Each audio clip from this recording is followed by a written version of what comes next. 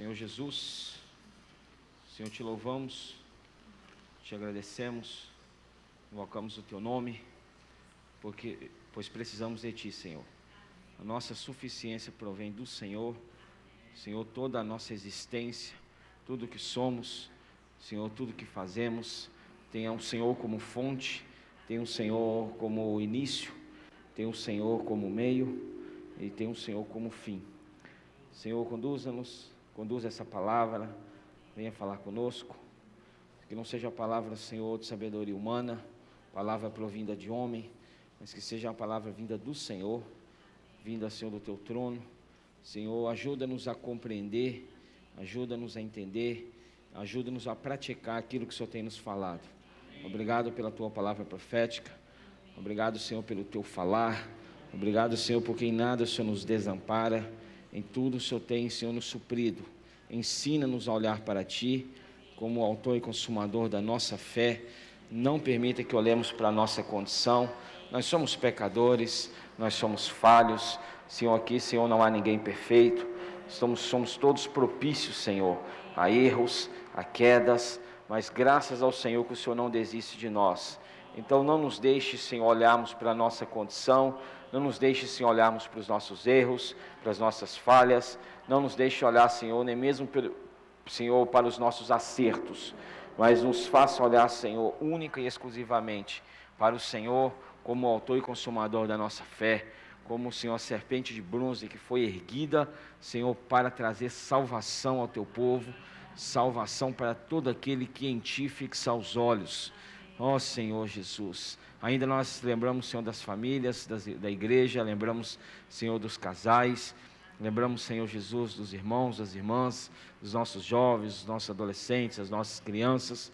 Visita cada lar, visita cada casa, leve paz, leve união, leve conciliação, leve perdão, leve, Senhor Jesus, amor, Senhor, alegria, Senhor, e supra, Senhor, as famílias com alegria provinda do céu, alegria que é o próprio Senhor. Ainda, Senhor, lembramos, Senhor, do retorno dos nossos irmãos, Senhor, ali, Senhor Jesus, de Sumaré, Senhor, daqui a pouco eles estarão retornando, Senhor, para casa, esteja conduzindo, Senhor, o veículo, esteja conduzindo, o Senhor, o ônibus, os motoristas, Senhor, livrando os irmãos de todo mal, de todo perigo, de todo espírito de acidente, de todo espírito de impedimento. Traga os irmãos em paz, traga-os na vida, traga-os na comunhão. Nós te louvamos, nós te agradecemos, Jesus ao Senhor. Amém, Jesus ao Senhor. Aleluia. Graças a Deus. Porque estamos aqui, não é verdade? Graças ao bom Deus que nos deu vida, nos deu saúde, nos deu o ar para respirar. Se não fosse isso, nenhum de nós estaríamos aqui, né? Nós jamais podemos nos esquecer da graça e misericórdia de Deus, que a todo momento nos supre. Eu gosto de ver que em tudo Deus tem nos sustentado. Até mesmo o ar que nós não valorizamos, mas nós estamos fazendo uso dele a todo momento, é Ele quem dá, não é isso? É Ele quem nos fornece, e às vezes nós nos esquecemos das pequenas coisas, achamos que Deus nos ama somente quando grandes coisas acontecem, não é isso? Quando grandes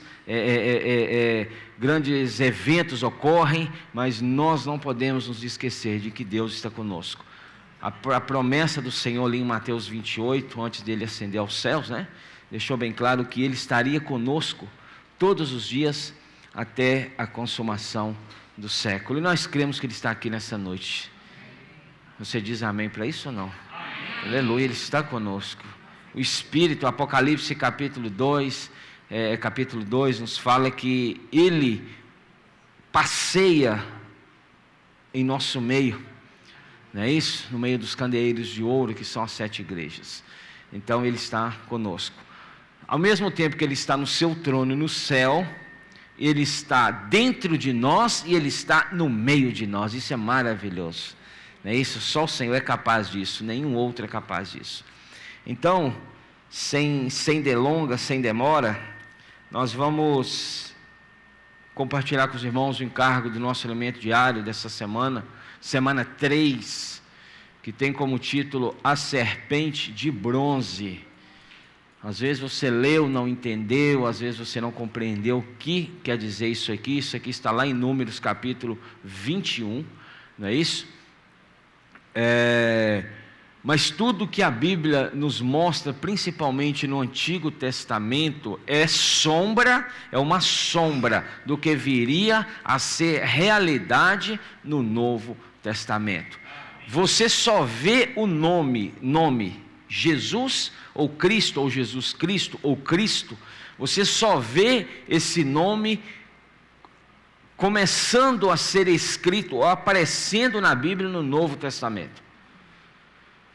Mas Cristo, como o Filho de Deus, ele já aparece para nós, ele já se revela lá no Antigo Testamento. Ele já se revela em Gênesis capítulo 1, versículo 26. Ele já se revela em Gênesis capítulo 3. Então, ou seja, o Senhor, essa sombra do Antigo Testamento, o Antigo Testamento é como uma sombra, é como uma figura do que viria a ser realidade no Novo Testamento. Então, se você não entendeu, se você leu e não compreendeu, então, por favor, abra o seu coração, abra os seus ouvidos, não se distraia com nenhuma outra coisa, não é isso? Nós precisamos aprender o princípio de reverência, temor e tremor à palavra de Deus, não é isso? Quando a palavra de Deus está sendo falada, nós precisamos ter realmente esse temor e tremor, não é isso? Não nos dispersarmos, não nos deixarmos entreter com outras coisas, nos distrair com outras coisas, senão nós perdemos o foco da mensagem, perdemos o trilho e acabamos não ganhando o que Deus tem para nós. Amém? Então nós não estamos aqui para repetir alimento diário, o nosso sentimento não é esse, tanto que você vê que nós não repetimos, nós estamos aqui para pegar o que foi falado, ruminar e trazer para os irmãos, tendo essa palavra como base. Amém? Então, ou seja, não é repetir. Repetir aqui, se qualquer um, se você lê, você vem aqui e repete. Você lê, repete. Mas não é isso o sentimento que o Senhor tem para nós. Nós precisamos ruminar, cavar bastante essa palavra e trazer para os irmãos, aplicando na nossa necessidade hoje. Amém? Então, abra comigo João capítulo 3. João capítulo 3, versículo 9. Ainda vendo sobre a conversa de Jesus com Nicodemos, já estamos 3 semanas praticamente vendo sobre isso, 3 semanas. João capítulo 3, versículo 9 ao versículo 15, tá bom? João 9 a 15. Amanhã nós daremos sequência à segunda parte dessa mensagem. Amém? Amanhã nós vamos ver, o nosso foco será na entrega de Jesus, a obra de amor, Ele se entregando por nós. A partir do versículo 16, nós iremos ver amanhã, mas Deus amou o mundo de tal maneira. Esse será o encargo de amanhã. Hoje o encargo está até o versículo 15. Amém? Então vamos ler do 9 ao 15. Então lhe perguntou Nicodemos: Tu és mestre em Israel e não compreendes estas coisas? Em verdade te digo, que nós dizemos o que sabemos e testificamos o que temos visto, contudo não aceitais o nosso testemunho. Se tratando de coisas terrenas, não me credes, como crereis se vos falar das celestiais? Ora, ninguém subiu ao céu, senão aquele que de lá desceu, a saber, o Filho do Homem, que está no céu. E do modo porque Moisés levantou a serpente no deserto, assim importa que o Filho do Homem seja, para quê? Vamos ler de novo o 15 bem forte, amém? Para quê?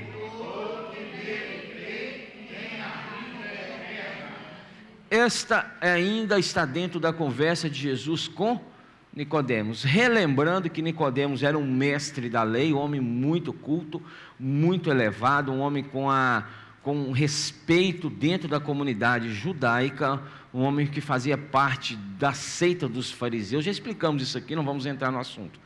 mas ele era um homem acima dos demais homens, em padrão humano, de sabedoria, de conhecimento, de zelo para com a palavra de Deus. Nicodemos já tinha seus entre 60 a 65 anos, mais ou menos, então ele era um ancião.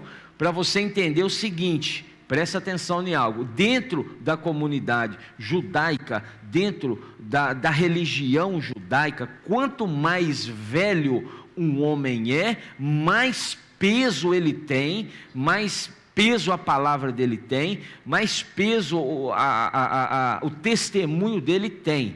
Então, ou seja, era considerado como um ancião.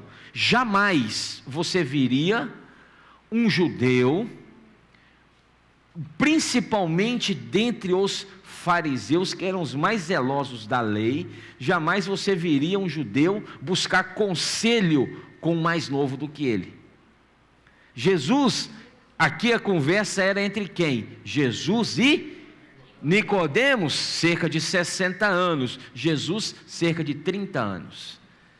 Nicodemos foi buscar conselhos com Jesus, buscando que talvez, ou certamente, eu acredito que seja certamente, Jesus, tenha algo para me acrescentar, algo para me elevar o meu padrão humano. Então ele foi à noite conversar com Jesus por medo, por constrangimento. Entendeu? Então aqui nós já vimos as semanas passadas a respeito do versículo 1 aqui até o versículo 8, hoje nós veremos a partir do versículo 9.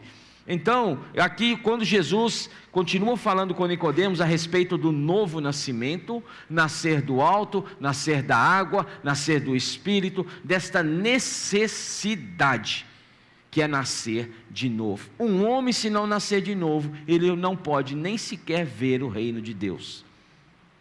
E o novo nascimento está intimamente ligado, ou diretamente ligado com a redenção. Redenção, e esta redenção, Romanos capítulo 3, nos fala que ela está em Cristo. A nossa redenção, ela está em Cristo. Fala com o irmão que está do seu lado. A nossa redenção está em Cristo. A palavra redenção na Bíblia, no original grego, tem por significado preço ou o preço pago por um resgate. Redenção é isso, o preço pago por um resgate. Se eu não me engano, no grego, apolutrosis, um negócio assim, mas é o preço pago por um resgate.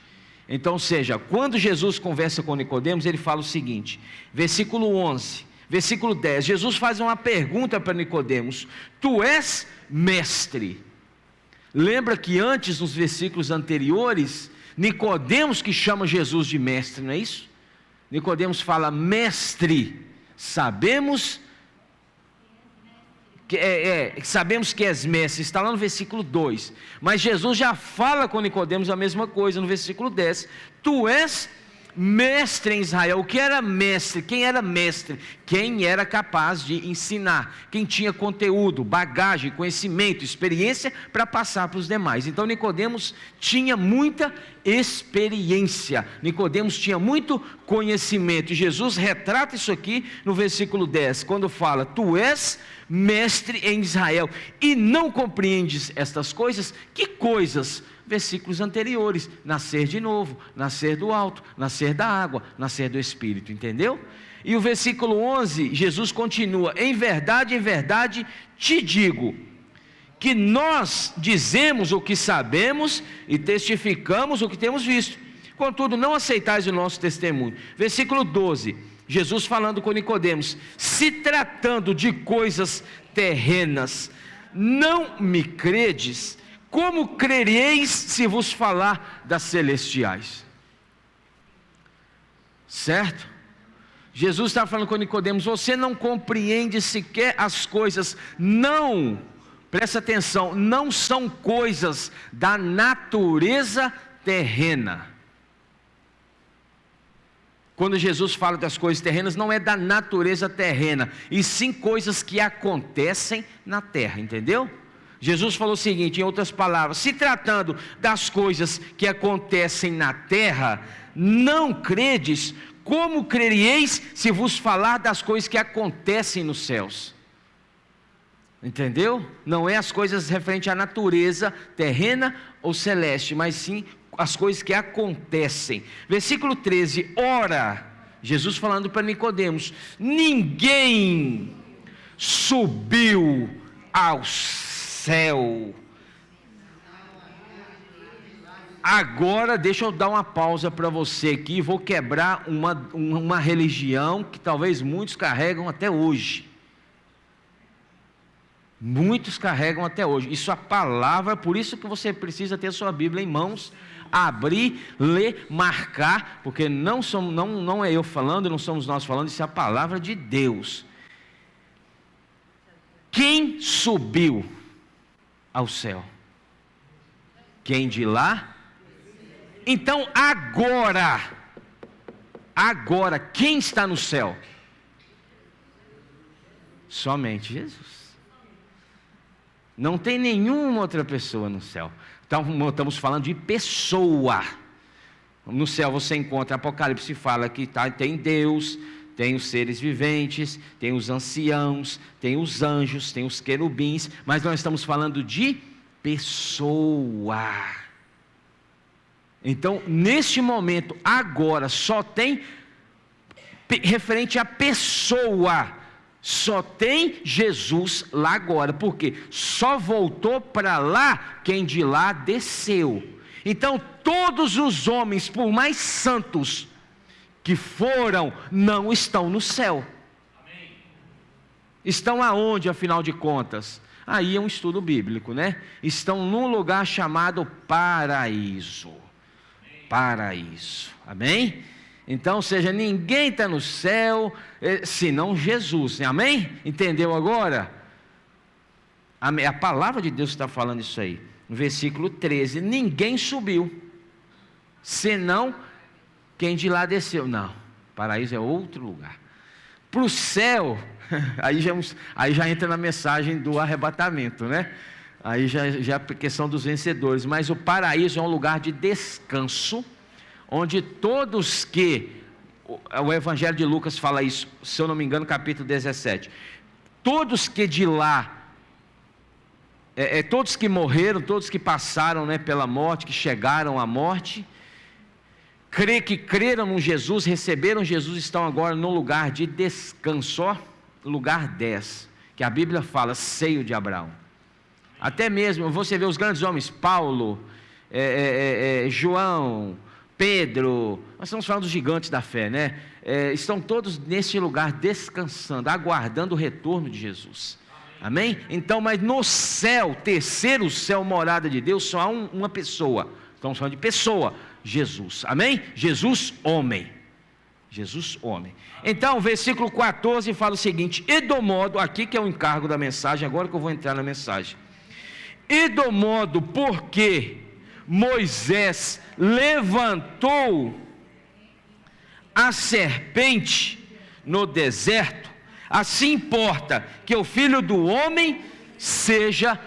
Quem é o Filho do Homem? Jesus. Ele estava falando dele mesmo, mas quando ele fala de si mesmo, Jesus não falava eu, Jesus falava o Filho do Homem, entendeu? Ele não falava o Filho de Deus. Todas as vezes que Jesus refere-se a si mesmo, ele refere-se como o Filho do. Então ele estava falando dele mesmo, estava falando que em breve, dentro de 3 anos e pouco, ele seria levantado na cruz, certo? Ele estava falando dele mesmo, no versículo 14, e do modo porque Moisés levantou a serpente no deserto, nós vamos ler isso aqui, está em Números 21, assim importa que o Filho do Homem seja levantado, para que todo que nele crê tenha vida eterna. Jesus estava falando isso com quem? Nicodemos. Nicodemos, qual que é o meio para você ter a vida eterna? Nicodemos, crê em mim. mas não crê em mim como um sábio, mas não crê em mim como um mestre, mas crê em mim como Senhor, o Filho de Deus. Entendeu? Para você ter uma ideia, todo o mal que existe na terra, tudo que é de negativo, vamos ler a passagem que Jesus cita aqui, Números capítulo 21, Números, quarto livro da Bíblia, Números capítulo 21,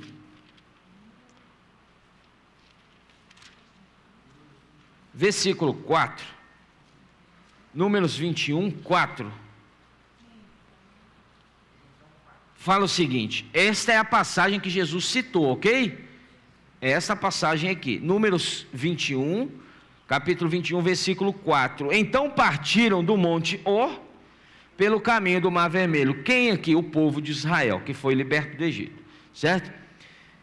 Pelo caminho do Mar Vermelho, a rodear a terra de Edom, porém o povo se tornou impaciente O povo se tornou impaciente. O povo, para você ter uma ideia, o povo de Israel, pensa num povo que deu trabalho para Deus.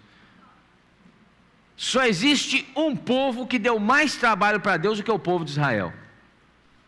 Nós. Você não achava isso, né? Mas só existe um povo que deu mais trabalho, nós, tá?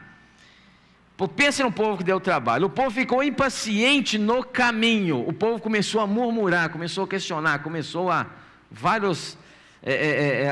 difamar contra Deus, né? Versículo 5. E o povo falou contra Deus e contra Moisés. Aí começou o perigo, falar contra Deus e contra o profeta de Deus. O que o povo falou? Ainda no versículo 5. Por que nos fizeste subir do Egito, para que morramos neste deserto, onde não há pão nem água?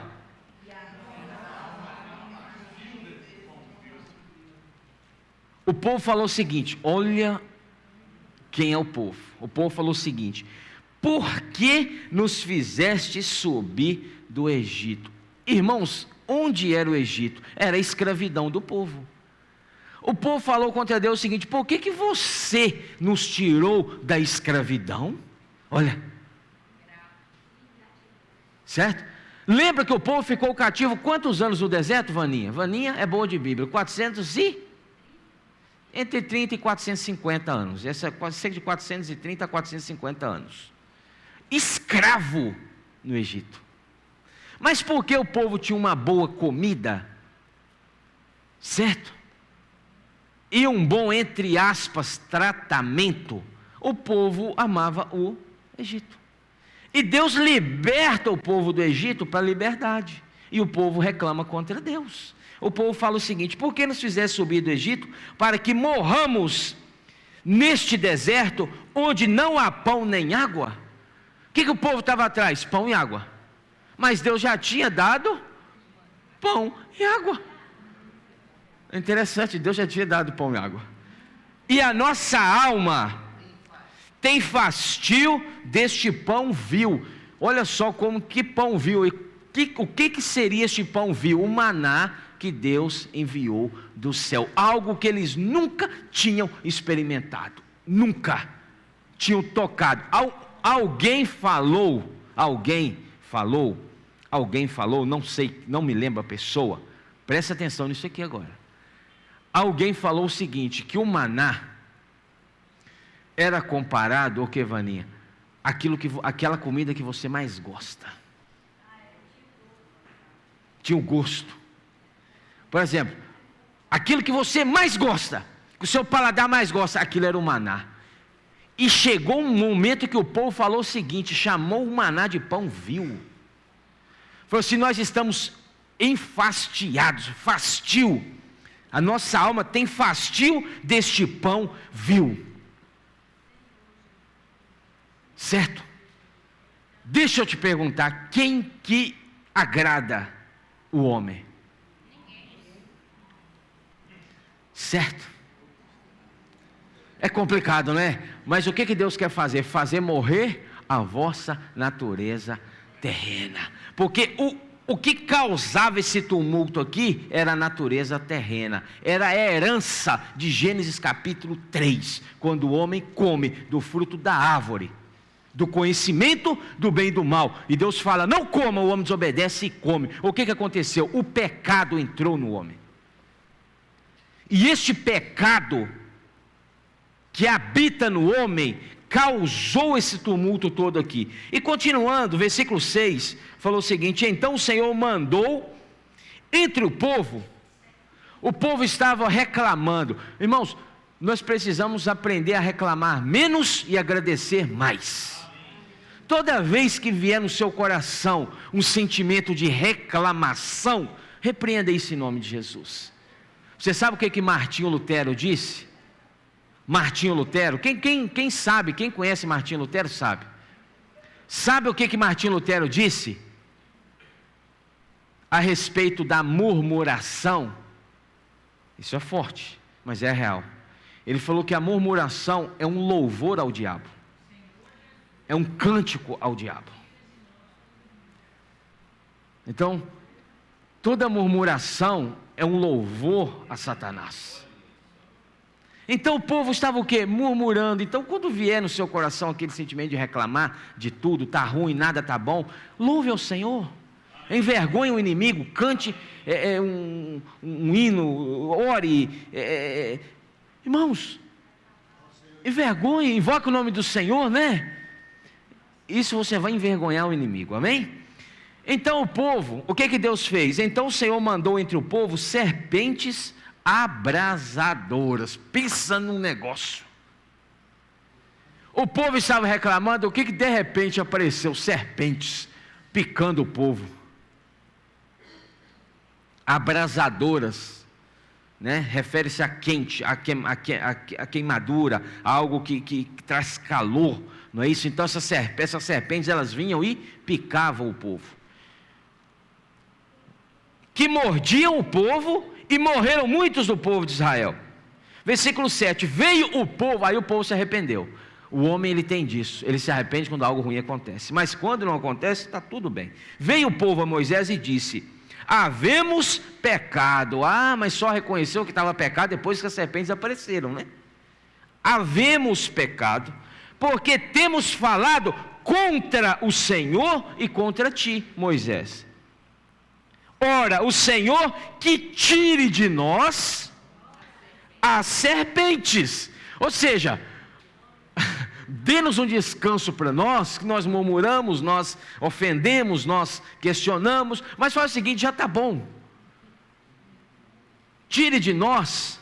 Lembra quando Paulo em 2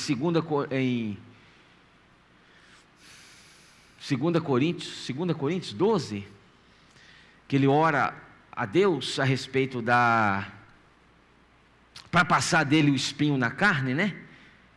Por 3 vezes orei ao Senhor, não é passe de mim esse cálice, olha, eu já estou lá em Mateus, para retirar de mim o espinho na carne. O que Deus falou? Não vou retirar, porque a minha graça te basta. Então, ou seja, o povo orou, tire de nós as serpentes. Deus não tirou as serpentes.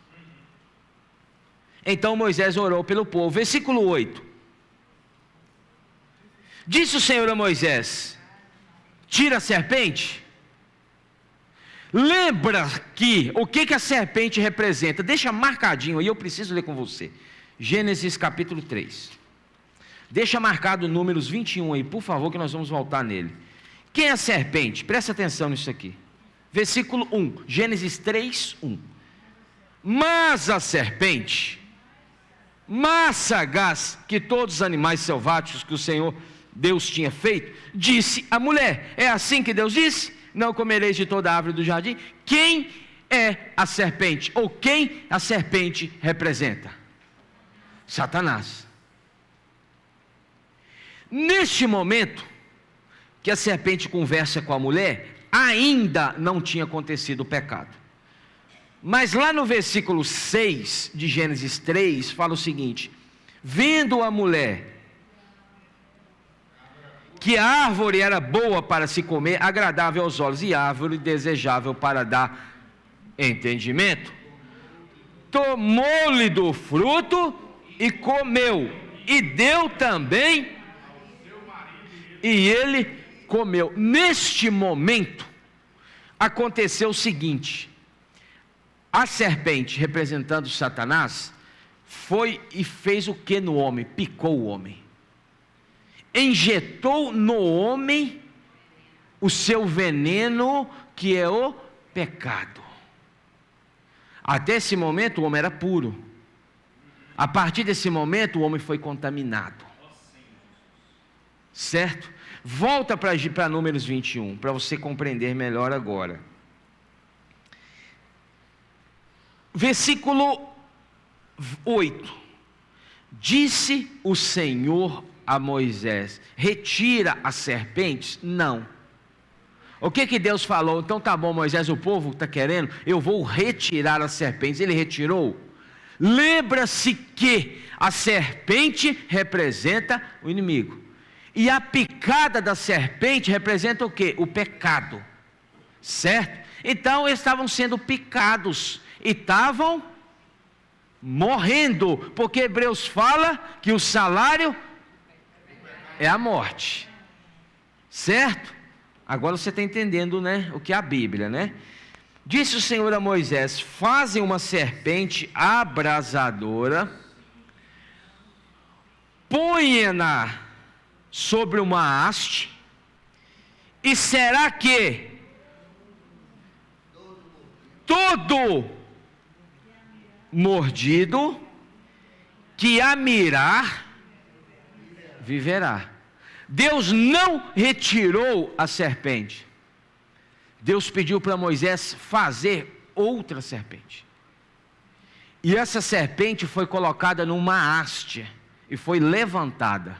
Lembra que Jesus falou, lemos agora João capítulo 3, que assim como a serpente de bronze foi levantada no deserto, assim o filho do homem será levantado.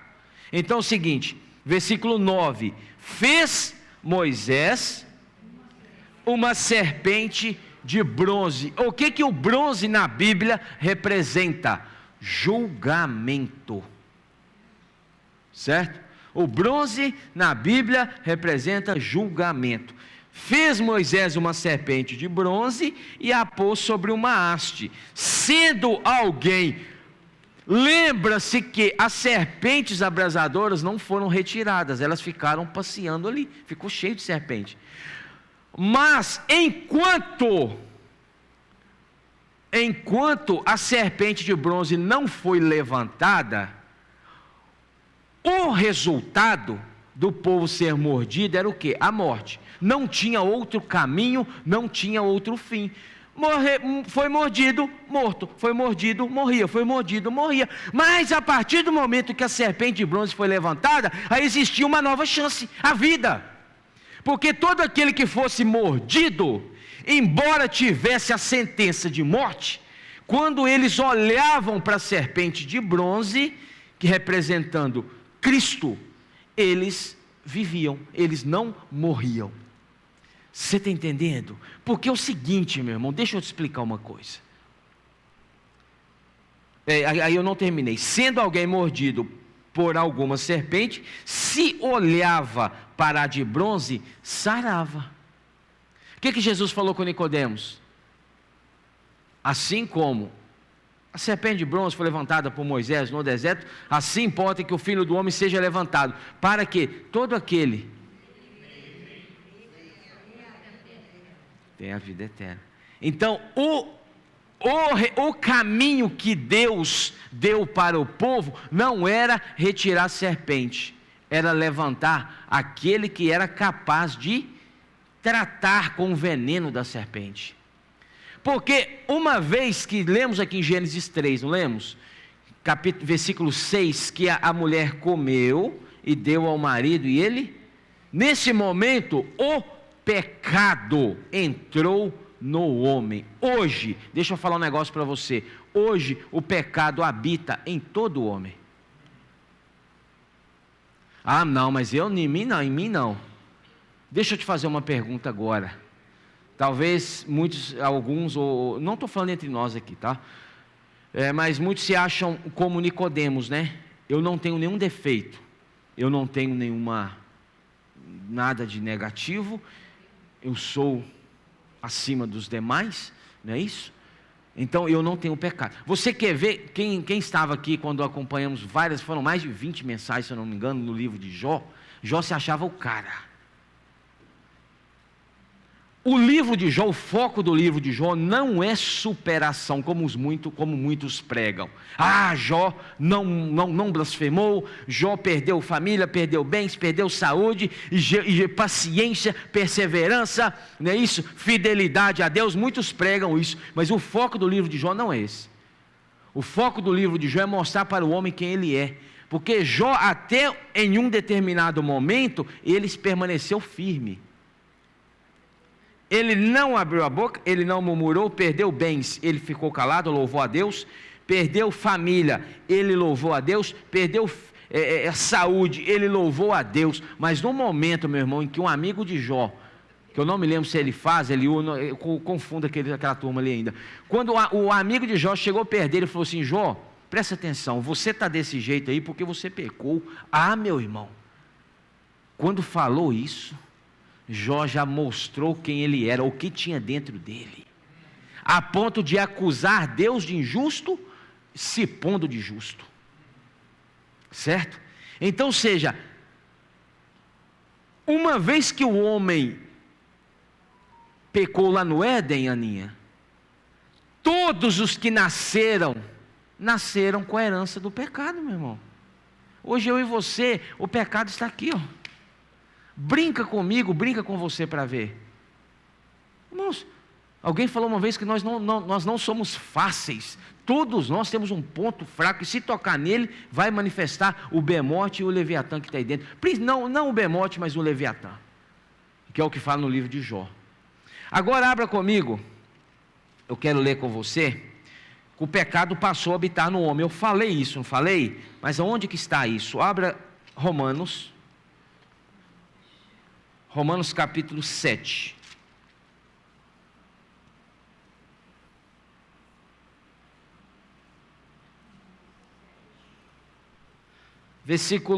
Romanos 7, 17. Isso aqui é Paulo falando, hein? Paulo. Não é qualquer homem, não é qualquer pessoa, era o apóstolo Paulo. Viu? Romanos capítulo 7, versículo 17 fala o seguinte: neste caso, quem faz isto já não sou eu, mas agora você descobriu que o pecado habita em você. O que nós entendemos com pecado? Coisas grosseiras, é o maior erro, certo? Coisas grosseiras também é pecado, é claro, mas há pecados que nós não conhecemos como pecado, entendeu? Jesus falou, quando ele levou a lei, Rodrigo, que se você se você falar algo que ofendeu o seu irmão, você já pecou contra ele. Então o pecado, ele é não tem como lutar contra o pecado, o homem não consegue lutar contra o pecado. E Paulo fala o seguinte: neste caso, quem faz isso já não sou eu, Paulo, mas o pecado que habita em mim. É o veneno da serpente de Gênesis 3. É o veneno da serpente de Números 21, certo? A serpente veia e picava, injetava o veneno, o pecado, e o pecado levava o homem à morte. É um caminho inevitável. Versículo 18: porque eu sei que em mim, Paulo falando, isto é, na minha carne, não habita bem nenhum. Ou seja, o homem na carne, ele é carnal, e na carne do homem não habita bem nenhum. Pois o querer o bem está em mim, não porém o efetuá-lo. Paulo falou assim: eu quero o bem, mas a minha carne não quer fazer o bem. A minha carne não quer fazer o bem. Versículo 19: porque não faço o bem que prefiro.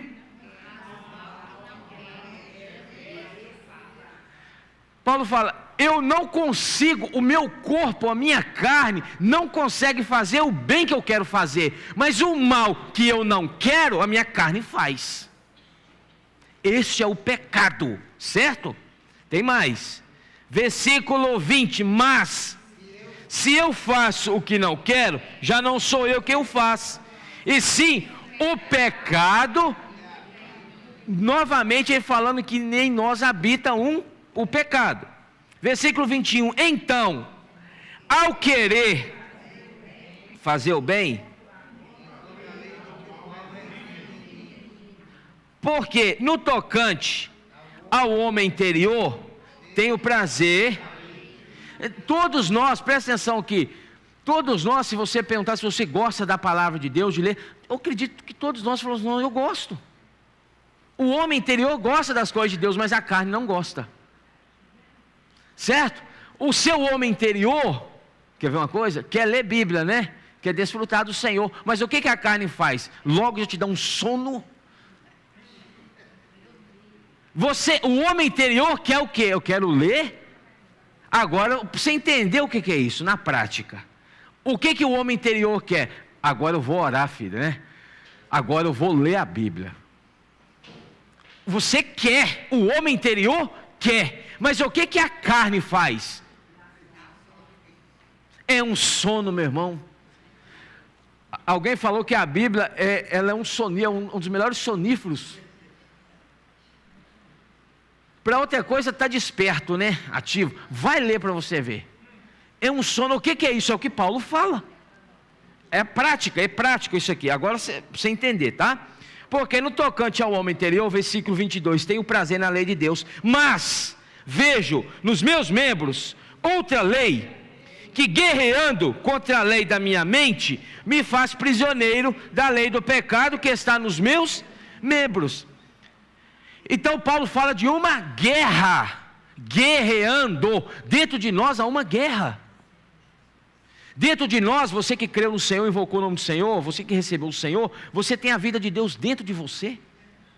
Mas também tem outra vida dentro de você que guerreia contra as coisas de Deus. Gálatas capítulo 5, Paulo fala a respeito da carne, milita contra o Espírito. É uma luta.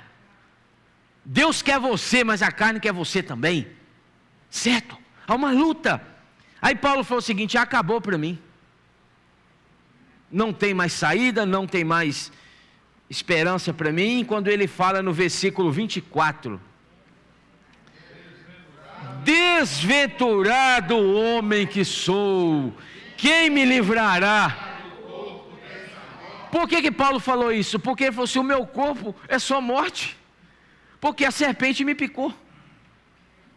Então, seja, uma vez que a serpente me picou, o pecado entrou para dentro de mim, e as coisas que eu quero fazer eu não faço, mas as coisas que eu não quero, essas o meu corpo faz. Aí Paulo fala o seguinte: eu sou o que? Desventurado. Quem me livrará do corpo desta morte? Deixa eu abrir um parêntese aqui agora. Paulo estava escrevendo para quem? Os romanos. Então os romanos entendiam como era os romanos, certo? Romanos era romano, ele entendia como funcionava os meios de execução romana. Quando Paulo escreve para os romanos, ele também conhecendo isso, quando ele fala: quem me livrará do corpo dessa... Espiritualmente ele estava falando que a morte entrou para dentro do homem quando o homem pecou. Mas forma literal e forma histórica, o que Paulo estava falando quando ele fala: quem me livrará do corpo dessa morte? Não espiritualmente, mas literalmente. Um dos meios de execução romano, eu acho isso muito forte. Você sabe o que acontecia? Quando uma pessoa, ela era acusada de assassinato, de homicida, era um homicida. Fulano A matou fulano B. Este fulano A foi levado para diante do tribunal romano e foi sentenciado. O que acontecia com o camarada? O fulano A que matou o fulano B, eles pegavam como forma de execução, pegava o morto, atava-o nas costas do A, pegava o B que havia morrido e amarrava nas costas do que havia matado. E este tinha que carregar o corpo desta morte, entendeu? Aonde ele ia, ele tinha que ter preso o cadáver nele. Mas como que isso era uma execução? Era uma execução a partir do momento em que o corpo, em putrefação, em decomposição, os germes que o quê? Naturalmente devoram a carne, passaria para o corpo do homicida, e ele era devorado vivo, até ele chegar ao ponto de morrer, entendeu? Quando Paulo dá o grito, quem me livrará do corpo dessa morte, ele estava falando de alusão a esse tipo de sentença romana, mas ele estava falando o seguinte, não é do corpo físico, ele falou, é o meu corpo, porque a morte habita em mim, certo? Aí no versículo 25, ele dá um graças a Deus, e eu gostaria que você falasse com o irmão que está do seu lado, a pessoa que está do seu lado, graças a Deus. Graças a Deus. Aí Paulo descobre o antídoto do veneno da serpente, que havia mordido ele lá em Gênesis 3. Quem que é? O que é o antídoto? Paulo fala, graças a Deus, por Jesus Cristo, nosso Senhor. Paulo descobriu o remédio, Paulo descobriu a cura da morte, Paulo descobriu onde ele encontraria a vida. Ele falou, olha, graças a Deus, por Jesus Cristo, nosso Senhor, de maneira que eu, em mim mesmo, com a mente, sou escravo da lei de Deus, mas segundo a carne, da lei do pecado. Agora o capítulo 8, versículo 1, fala o seguinte, agora pois, já nenhuma condenação há para os que estão em Cristo Jesus. Nenhuma condenação há para os que estão em Cristo Jesus. Versículo 2, porque a lei do Espírito da vida em Cristo Jesus te livrou da lei do pecado e da morte. Lembra da serpente de bronze? Quem era a serpente de bronze que livrava o povo do veneno das outras serpentes? Cristo. Cristo é o único que é capaz de aniquilar e anular o efeito do pecado no homem. Versículo 3, porquanto o que fora impossível à lei, no que estava enferma pela carne, olha, presta atenção, a carne, o homem natural, ele não conseguia cumprir a lei de Deus, porque a carne estava enferma. O que é enfermidade? Doença. Doença pelo quê? Pelo pecado. Então, porque o homem pecou, a carne ficou enferma e impossível de cumprir a lei de Deus. Aí ele fala, porquanto que for impossível a lei no que estava enferma pela carne, isso fez Deus enviando seu próprio Filho em semelhança de carne pecaminosa, e no tocante,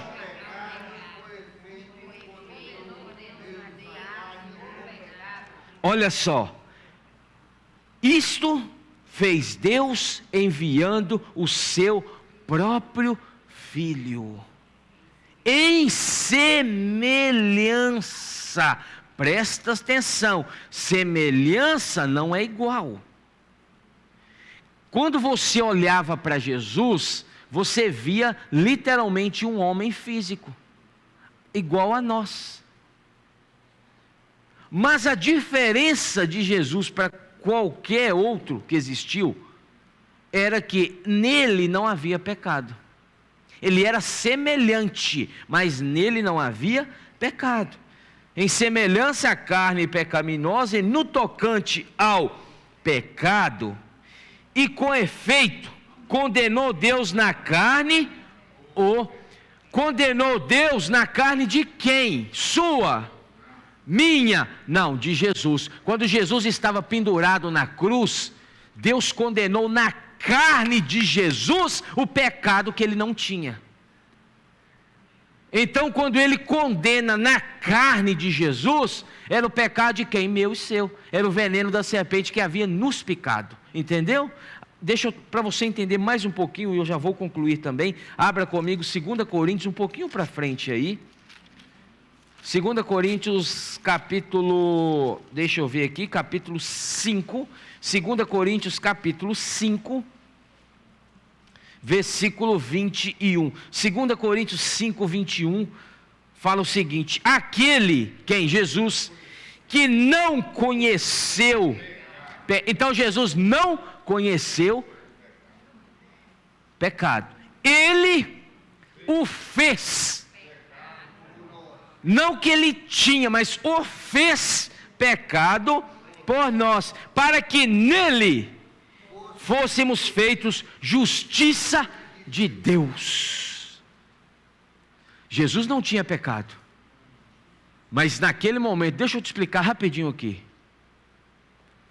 Jesus ficou pendurado 6 horas na cruz. E às vezes nós achamos difícil ficar sentado 2 horas ouvindo a palavra.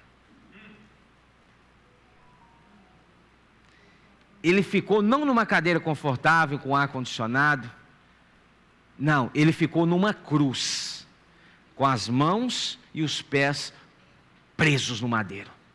Moscas vinham rodeá-lo, ele não podia espantá-las, estava com sede, dor.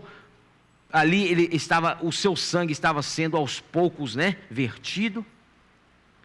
Nas primeiras 3 horas, os homens zombaram dele. Ele foi julgado pelos homens. Nas últimas 3 horas, foi quando ele fala: Pai, por que me abandonaste? Nas últimas 3 horas, Jesus estava debaixo da ira de Deus. Presta atenção nisso aqui, que isso aqui é forte. Talvez você nunca tinha visto dessa forma. Nas primeiras 3 horas, Deus ainda olhava para Jesus como filho. Mas chegou um momento em que Jesus falou: agora eu vou colocar o filho de lado. E quando eu olhar para Jesus, eu não vou olhar como o meu filho amado. Eu vou olhar para Jesus como o pior pecador. E eu vou derramar sobre ele a minha ira, a minha cólera e a minha execução. Por isso que agora você entende quando Jesus ora no Getsemane e fala: passa de mim esse cálice. Durante 3 horas, Jesus não foi visto como filho amado. Jesus foi visto como o pior dos pecadores. E Deus derramou sobre ele toda a sua ira. Nenhum de nós suportaríamos 1 segundo debaixo da ira de Deus. Jesus suportou 3 horas.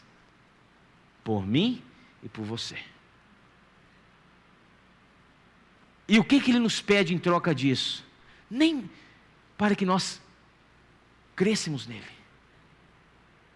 Para que nós abramos o nosso coração e falamos: Senhor, eu não sou nada. Eu sou um pecador, que graça ganhou. Senhor, eu não sou nada. O que o Senhor quer de mim? Deus não quer que o homem faça nada por ele. Deus quer o coração do homem. Deus quer o interior do homem. Deus quer aquele vínculo, aquela comunhão com o homem de novo. Por isso que Jesus passou por tudo isso, Rodrigo. Certo? Por 3 horas, já pensou? Além de ter o físico, que é pendurado na cruz, sangue vertendo, está debaixo da ira de Deus? A Bíblia, sabe o que a Bíblia fala? Não lembro o livro, não lembro o versículo, não lembro o capítulo. Mas a Bíblia fala que terrível coisa, acho que é Hebreus, é cair nas mãos do Deus irado. E Jesus caiu. Porque a carne de Jesus, embora não tivesse nenhum pecado, era como se todo o pecado de todo o mundo, de todos os homens, nós ainda nem havíamos nascido. Isso é forte também. Mas os nossos pecados que viriam a ser cometidos, já foram lançados sobre ele naquele dia. E Deus falou: agora eu vou executar o pecado na carne de Jesus. Porque Jesus agora não é mais o filho, durante 3 horas, tá? É o pior pecador, é o meu inimigo. E eu vou executar o pecado nele.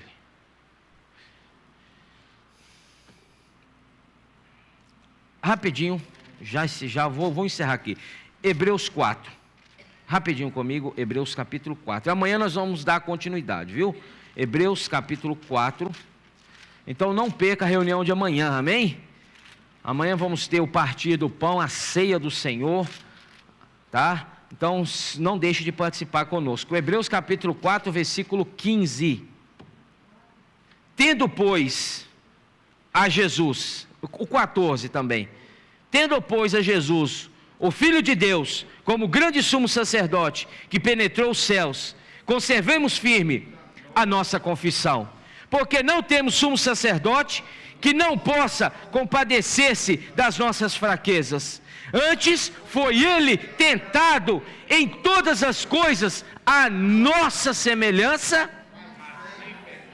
Aí você acha: não, eu sou tentado. Jesus foi mais. Qualquer tentação que o homem possa sofrer hoje, Jesus experimentou ela naquele dia. Mateus capítulo 4, 40 dias no deserto, leia a Bíblia depois. Foi tentado por toda sorte de tentação. Mas eu não estou aguentando isso. Jesus aguentou. Aí por isso que ele fala com João: no mundo terás aflição, mas tem de bom ânimo, eu venci o mundo. Certo? Ele como homem venceu. Agora o versículo: e ele se compadece de nós. Ele se compadece de nós. E ele conhece o que nós passamos. Por isso que o versículo 16 fala: acheguemo-nos, portanto, confiadamente junto ao trono da graça, a fim de recebermos misericórdia e acharmos graça e para socorro em ocasião oportuna. Hebreus 12, e nós encerramos. Hebreus 12, versículos 1 e 2. Vamos ficar de pé? Hebreus 12, 1 e 2 fala o seguinte: portanto, também nós, visto que temos a rodear-nos tão grande nuvem de testemunhas, desembaraçando-nos que tenazmente nos corramos com perseverança a carreira que nos está. Presta atenção aqui, o que Cristo quer fazer conosco? Tirar todo o peso do pecado que está em você e em mim. Nós não temos por que ficar carregando peso de pecado, porque ele, como a serpente de bronze, ele foi levantado na cruz. E o que nós precisamos fazer hoje? Olhar para ele. Entendeu, Beza? Não tem outra coisa. Nós fomos picados, não fomos? O pecado não habita em nós, mas há um caminho, há uma saída para nós, há uma salvação para nós. Ele quer tirar de você todo o peso. O que pesa a sua vida hoje? Talvez você está passando por pânico, talvez você está passando aí por síndrome de depressão, talvez você está entrando aí numa síndrome de pânico. Isso tem acabado com a sua vida. Irmãos, eu tenho certeza, todos nós aqui nessa noite, nós temos um peso. Temos um peso, não temos? Na nossa vida, no nosso viver diário, no nosso cotidiano, nós carregamos um peso. Certo? Mas o que o Senhor quer fazer? Tirar esse peso de você. Não tem por que você viver com esse peso. Porque hoje há uma saída para nós, Manuel Vitor. Há uma saída para nós, Rodrigo. Carrega peso, irmãos, quem quer. Porque aqui fala o seguinte, desembaraçando-nos de todo o peso. O que é o peso para você? Preocupação com o seu sustento? Preocupação com sua saúde? Preocupação com sua família? Preocupação com o pecado? Qual que é o seu peso? Eu tenho certeza, todos nós carregamos um peso ainda. Mas o que ele quer fazer? Desembaraçar esse peso. Ele quer tirar esse peso de você. E qual que é o caminho? Qual que é a cura? É o versículo 2. Versículo 2 é a cura. Olhando firmemente da fé, Jesus, o qual, em troca da alegria que lhe estava proposta, suportou a cruz, não fazendo caso da ignomínia, e está sentado. Como que o seu peso pode ser tirado de você? E esse peso que tem sobrecarregado você, trazido aflição para a sua vida. Talvez você não tenha vivido. Tem muitos aí, irmãos, que estão vegetando, não estão vivendo. O caminho é olhar para Cristo. O povo que olhava para aquela serpente de bronze era curado. E hoje nós temos alguém para quem nós podemos olhar, Beza, olhar para Cristo. Olhe para Cristo. Ele está à disposição, Ele está disponível para nós, amém? Pequenos grupos, vamos compartilhar um pouquinho ainda. Jesus ao Senhor.